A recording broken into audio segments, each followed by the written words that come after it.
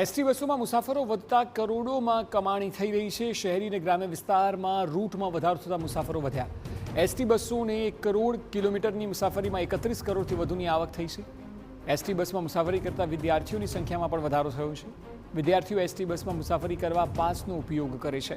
Electric bus વધતા gift city અને સરખેજથી આવતા મુસાફરો વધ્યા છે। ઉનાળાના વેકેશનને લઈને બુકિંગ સેવામાં વેઇટિંગ પણ વધ્યું છે।